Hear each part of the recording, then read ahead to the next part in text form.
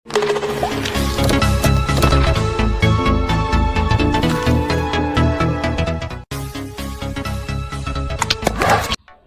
Assalamualaikum warahmatullahi wabarakatuh. Perkenalkan, nama saya Arvina Endah Kusumawati. Saya dari Universitas Maritim Raja Ali Haji, Fakultas Ekonomi dan jurusan Akuntansi. Nah, jadi tujuan kali ini saya membuat video yaitu untuk menyelesaikan tugas UAS Akuntansi Sektor Publik yang diampu oleh dosen Ibu Hadli Lydia Rikayana SEMSI sebagai dosen pengampu akuntansi sektor publik. Baiklah, pada kali ini saya akan menjelaskan tentang akuntansi keuangan daerah pada subbab struktur organisasi keuangan daerah dan transaksi pemerintah daerah. Nah, yang pertama yang akan saya bahas yaitu tentang struktur organisasi. Dalam struktur organisasi terdapat pemerintah daerah. Pemerintah daerah berdasarkan Undang-Undang Nomor 32 Tahun 2004 tentang Pemerintah Daerah ditentukan pada pasal 1 angka 3 sebagai berikut. Pemerintah daerah adalah gubernur, bupati, wali kota, dan perangkat daerah sebagai unsur penyelenggara pemerintah daerah. Berdasarkan pasal 1 angka 3 Undang-Undang Nomor 32 Tahun 2004, maka dapat dijelaskan bahwa pemerintah daerah terdiri dari kepala daerah beserta perangkat daerah. Yang pertama yaitu kepala daerah.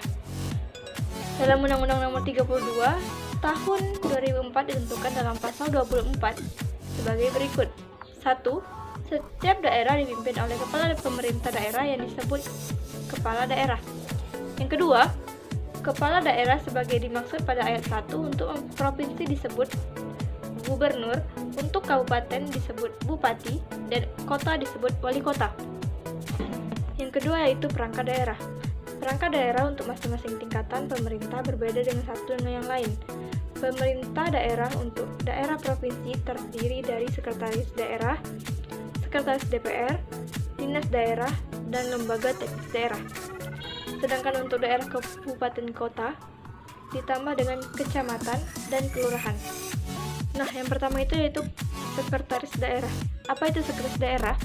Sekretaris daerah adalah unsur staf yang membantu kepala daerah dalam penyelenggara pemerintah daerah.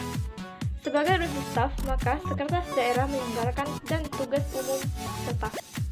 Nah, sekretaris daerah sendiri ini diatur dalam Undang-Undang Nomor 32 Tahun 2004, sama seperti yang tadi. Nah, yang kedua yaitu sekretaris DPR. Sekretaris DPR diatur pada pasal 123 yang ditentukan sebagai berikut. 1. Sekretaris DPR dipimpin oleh sekretaris DPR. 2. Sekretaris DPR sebagai dimaksud pada ayat 1 diangkat dan diberhentikan oleh gubernur, bupati, atau wali kota dengan persetujuan DPR. Nah, yang ketiga yaitu dinas daerah. Dinas daerah berdasarkan Undang-Undang Nomor 32 Tahun 2004 diatur pada pasal 124 yang ditentukan sebagai berikut. 1. Dinas daerah merupakan unsur pelaksana otomatis daerah. 2. Dinas daerah dipimpin oleh kepala dinas yang diangkat dan diberhentikan oleh kepala daerah dari pegawai negeri sipil yang memenuhi syarat atas usul sekretaris daerah. Nah, yang keempat yaitu lembaga teknis daerah. Lembaga teknis daerah merupakan unsur pendukung tugas kepala daerah, sebagai ditentukan pada pasal 125 sebagai berikut.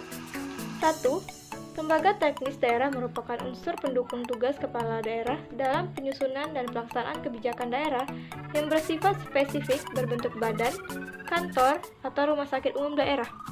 Yang kedua, badan, kantor, atau rumah sakit umum daerah sebagai dimaksud pada pasal 1 dipimpin oleh kepala badan, kepala kantor, atau kepala rumah sakit umum daerah yang diangkat oleh kepala daerah dari pegawai negeri sipil yang memenuhi syarat atas usul sekretaris daerah.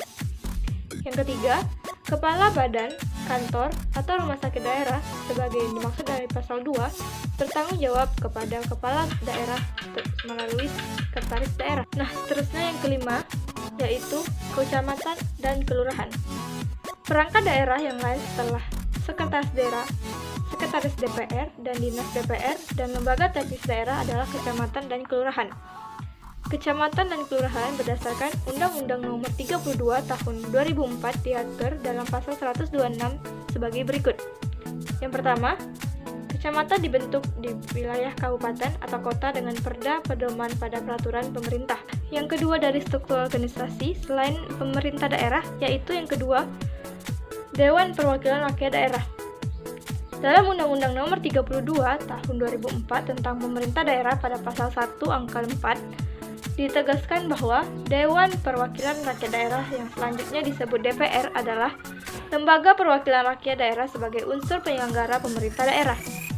DPR adalah lembaga yang merealisasikan kehendak rakyat dalam penyelenggaraan pemerintahan berdasarkan konsepsi demokrasi perwakilan. Pada pasal 42 ditegaskan bahwa DPR mempunyai tugas dan wewenang sebagai berikut. A. Berbentuk perda yang dibahas dengan kepala daerah untuk mendapatkan persetujuan bersama. B. Membahas dan menyetujui perencanaan perda tentang APBD bersama dengan kepala daerah. C. Melaksanakan pengawasan terhadap pelaksana perda dan peraturan perundang-undangan lainnya. Peraturan kepala daerah, APBD, kebijakan pemerintah daerah dalam melaksanakan program pembangunan daerah, dan kerjasama internasional daerah. D. Mengusulkan pengangkatan dan pemberhentian kepala daerah atau wakil dari kepala daerah kepada Presiden melalui Menteri Dalam Negeri bagi DPR, pemerintah, dan Menteri Dalam Negeri melalui Gubernur bagi DPRD Kabupaten dan Kota. Nah, segitulah pembahasan saya tentang struktur organisasi, dan selanjutnya saya akan membahas tentang transaksi pemerintah daerah. Oke, materi yang kedua yang akan saya bahas yaitu tentang transaksi pemerintah daerah. Dalam akuntansi keuangan pemerintah daerah, jenis transaksi dapat dirincikan berdasarkan struktur APBD yang terdiri dari pendapatan daerah, belanja daerah, dan pembiayaan daerah. Pendapatan daerah meliputi semua penerimaan uang melalui rekening kas umum daerah yang menambah ekuitas dana. Ini merupakan hak daerah dalam suatu tahun anggaran dan tidak perlu dibayar kembali oleh daerah. Pendapatan daerah meliputi pendapatan asli daerah, dana perimbangan, dan lain-lain pendapatan daerah yang sah. Oke, yang kedua yaitu belanja daerah. Belanja daerah meliputi semua pengeluaran dari rekening kas umum daerah yang mengurangi ekuitas dana, merupakan kewajiban daerah dalam satu tahun anggaran dan tidak akan diperoleh pembayaran kembali oleh daerah. Belanja daerah ini meliputi belanja langsung dan belanja tidak langsung. Belanja yang langsung yaitu belanja yang terkait langsung dengan pelaksanaan program, sedangkan belanja tidak langsung yaitu belanja tugas pokok dan fungsi yang tidak dikaitkan dengan pelaksanaan program. Yang ketiga yaitu pembiayaan daerah. Pembiayaan daerah meliputi semua transaksi keuangan untuk menutup defisit atau untuk memanfaatkan surplus. Pembiayaan daerah terdiri dari penerimaan pembiayaan, pengeluaran pembiayaan, dan sisa lebih anggaran tahun berkenan. Dalam transaksi penerimaan, pembiayaan dimaksudkan untuk mengatasi defisit anggaran adalah sisa lebih perhitungan anggaran tahun anggaran sebelumnya, pencairan dana cadangan, hasil penjualan kekayaan daerah yang dipisahkan, penerimaan pinjaman daerah, penerimaan kembali pembelanjaan daerah, penerimaan piutang daerah. Sedangkan termasuk dalam pengeluaran pembiayaan daerah yang dimaksudkan untuk menyalurkan surplus anggaran adalah pembentukan dana cadangan, penyertaan modal, pembiayaan pokok hutang, dan pemberian pinjaman daerah. Nah, selain yang tiga tadi, satu lagi termasuk transaksi selain kas. Transaksi selain kas adalah prosedur akuntansi selain kas meliputi serangkaian proses, mulai dari pencatatan, pengikhtisaran, sampai dengan pelaporan keuangan yang berkaitan dengan semua transaksi atau kejadian selain kas yang meliputi koreksi kesalahan dan penyesuaian, pengakuan aset tetap, utang jangka panjang, dan ekuitas, depresiasi, dan transaksi yang bersifat actual payment hibah selain kas.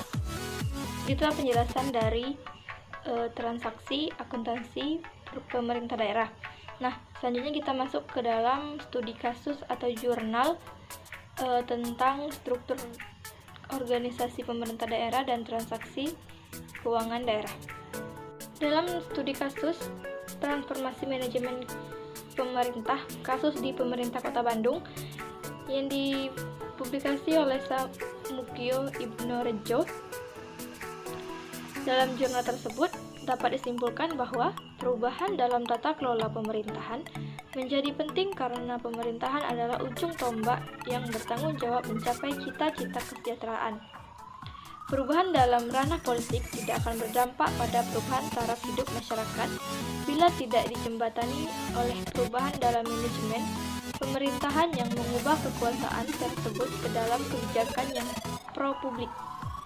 Kewenangan untuk merumuskan, melaksanakan, mengawasi kebijakan-kebijakan tersebut adalah ranah pemerintah, sehingga transformasi pemerintah pun menjadi keniscayaan agar demokrasi bermakna. Akan tetapi, di tengah gejolak perubahan politik, transformasi manajemen pemerintahan seolah menjadi agenda yang terlupakan. Arena publik begitu disibukkan dengan pertarungan publik, sehingga energi yang untuk memantau tata kelola pemerintah secara olah habis terserap. Desentralisasi pemerintah hanya berhenti sebatas janji ketika rotasi kekuasaan akan berlangsung melalui pemilihan 5 tahunan. Tapi setelah prosesi pelantikan pemimpinan tersebut, janji itu menguap dan praktik pemerintah kembali pada kebiasaan lama. Baik, itulah penjelasan dari saya. Jika ada salah dan kurang, saya mohon maaf. Wabillahi taufiq wal hidayah. Wassalamualaikum warahmatullahi wabarakatuh. Terima kasih yang sudah menonton.